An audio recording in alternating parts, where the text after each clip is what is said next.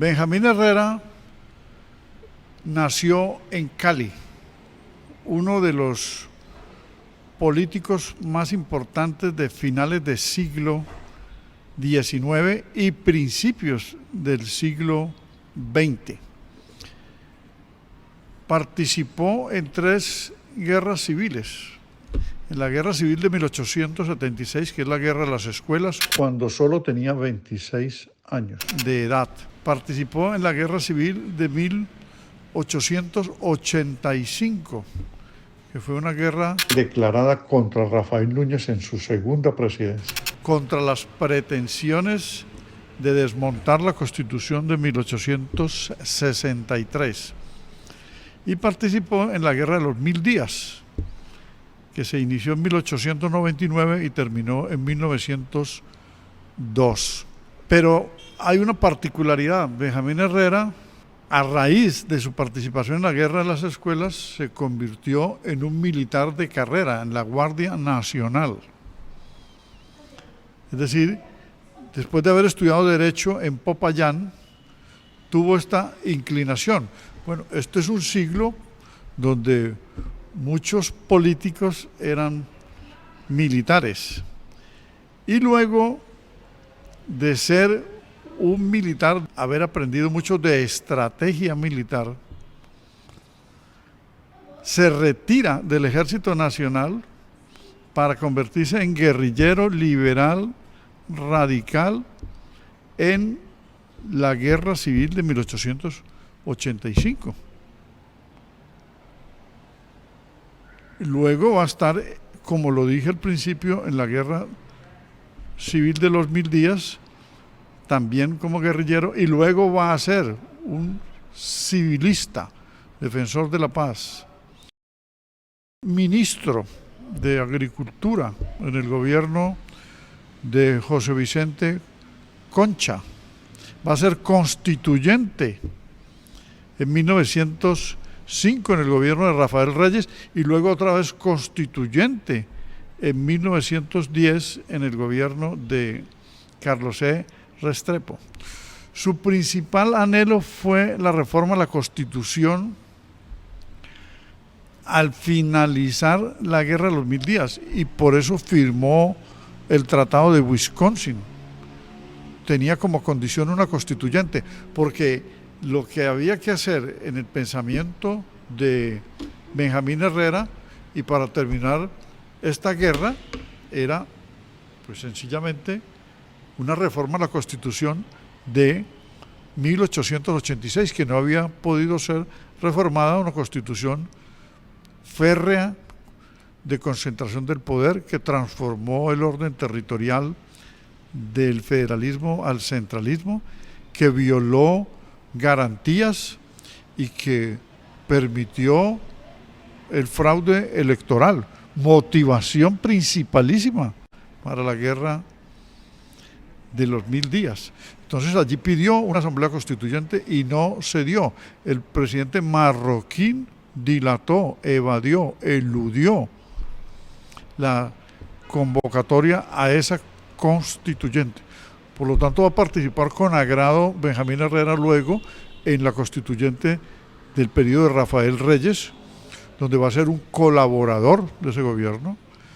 Allí fue nombrado jefe militar de frontera ante una posible invasión de Venezuela durante el gobierno de Cipriano Castro, que logra evitar Benjamín Herrera. Y participa en la reforma constitucional que fue constituyente en 1910 con Carlos E. Restrepo. Es decir, las dos principales reformas que dieron aire a nuevos derechos y desferreizar, o sea, fue muy férrea la situación desde 1886 para el liberalismo, que estaba proscrito. Por fuera del fraude electoral, los liberales estaban por fuera del poder. Rafael Uribe fue el único que aparecía prácticamente. Ya después de la guerra va a ser dirigente del Partido Liberal con Rafael Uribe, los dos principales dirigentes, pero con la muerte, el asesinato de Uribe, de Rafael Uribe, se va a convertir en el jefe más importante del Partido Liberal. Podríamos decir que quienes trataron de rescatar al Partido Liberal del colapso sometido o urdido y sometiéndolos a esas trampas, hechos que promocionaron la caída del Partido Liberal electoralmente, porque las circunscripciones electorales las cambiaron. Quienes trataron de recuperar el Partido Liberal fueron Rafael Uribe y Benjamín Herrera. Hicieron el papel que en algún momento hizo Murillo Toro, guardadas las proporciones, porque Murillo Toro estuvo en pleno ejercicio del poder 2 presidencias en medio de la evolución del federalismo. A Herrera y a Uribe les tocó en medio del centralismo, cambio de modelo, centralismo que aún subsiste en Colombia y que hay una corriente que buscan nuevamente volver al federalismo. Y es una corriente antioqueña y también costeña. Hay promotores de esta idea de cambio de orden territorial. Bueno, entonces va a ser ministro de Agricultura, va a ser senador, va a convertirse en representante de la Cámara también y candidato a la presidencia en 1921, en la elección donde participó Pedro Enelo Ospina y ganó Pedro Enelo Ospina, donde también se dio otro fraude electoral. Esto lo llevó a una tristeza inmensa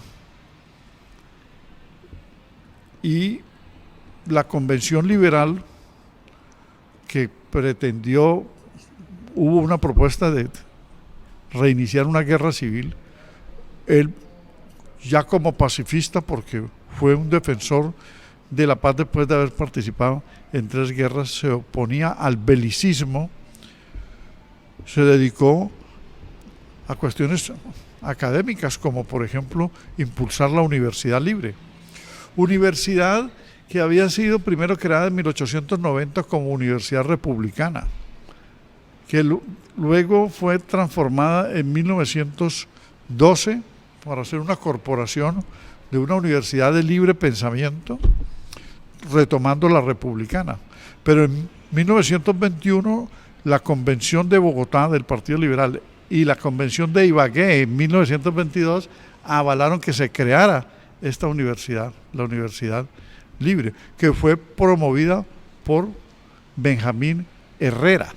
De esta manera, a él se le debe también que la Universidad Externado, que había estado cerrada durante 23 años, fuera nuevamente puesta en funcionamiento cuando desde 1917 inició toda una gesta para presionar la apertura de la Universidad Externado de Colombia. 2 universidades, como la palabra lo indica, el externado, o sea, lo externo por fuera del clericalismo, porque las universidades fueron clericales durante la colonia, monacales, monásticas, es decir, conventuales, manejadas como conventos.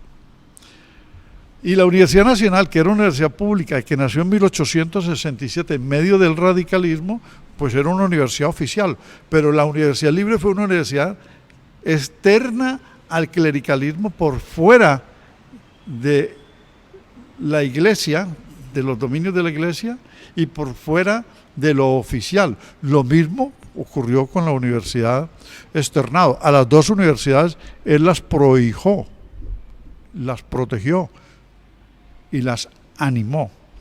Pero a Herrera se le conoce más como un estratega y defensor de Panamá, para que no se perdiera Panamá.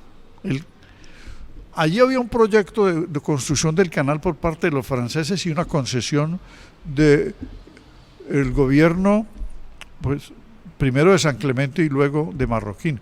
Pero ya desde 1880 Rafael Núñez permitió la entrada de militares norteamericanos. Habiendo él ganado, porque fue nombrado por el señor Vargas Santos, ¿sí? Fue nombrado jefe militar del Cauca y de Panamá, y habiendo ganado la batalla de Aguadulce y habiendo prácticamente derrotado a los conservadores, al ejército conservador, porque fue una guerra bipartidista, tuvo que enfrentarse a los norteamericanos, a la presión de no poder circular por Colón, la ciudad de Colón y la ciudad de Panamá, o sea, marginalmente. Hay un texto muy importante de Alejandro García Hernández sobre cómo se desarrolló la defensa de Panamá y cómo se erigió y se elevó a la categoría de gran estratega para la historia, estratega militar, Benjamín Herrera. Para ejecutar el sitio de Aguadulce, Benjamín Herrera concentró todo el ejército en el puerto de Santa María. El 27 de julio ordenó que cruzaran el río Santa María. Los conservadores, el ejército conservador se atrincheró en Pocrí y en Aguadulce. Benjamín Herrera cercó la ciudad ubicando las tropas a gran distancia, pero cerró las vías de comunicación, ordenó un avance hacia la ciudad haciendo trincheras. El 29 de julio ordenó atacar los pueblos cercanos a Aguadulce y el 30 de julio ocupó todas las posiciones alrededor de la ciudad y más trincheras ordenó se construyeran.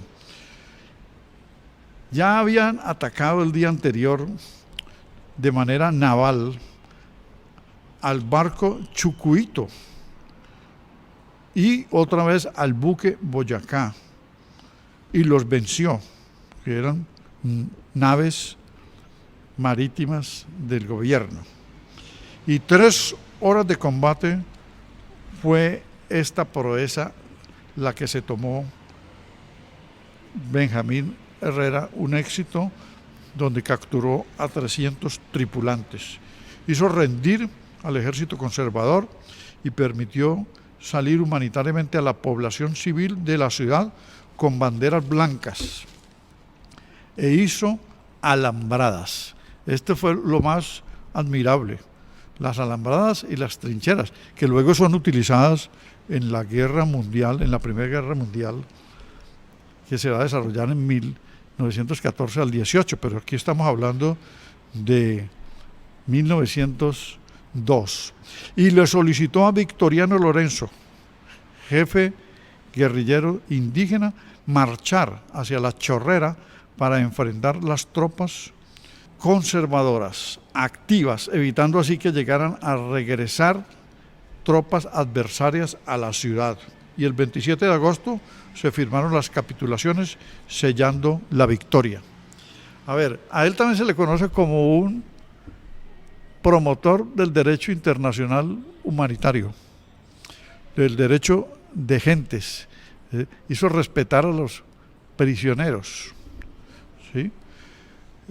Llevó a cabo una operación donde no permitió que le rompieran el sitio, cercó al ejército veterano de los conservadores y coordinó por mar y tierra el bloqueo de suministros, pero sobre todo permitió que la población saliera, que no hubiesen desmanes, que se respetaran a los prisioneros, una labor impecable que inclusive el mismo Lucas Caballero, que fue secretario general de la comandancia de Herrera del Cauca y de Panamá, describe en artículos que publicó en el periódico El Tiempo en 1938, describe su carácter magnánimo, su carácter humanitario, su carácter de estratega y el estilo pulquérrimo que tuvo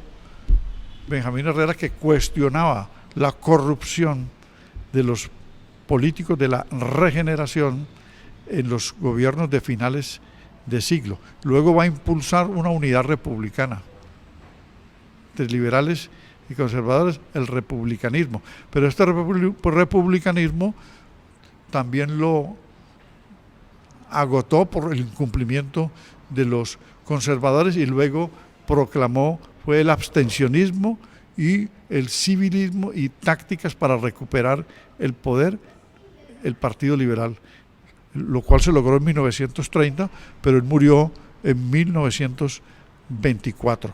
Por lo tanto, diseñó la estrategia de retorno al poder del Partido Liberal.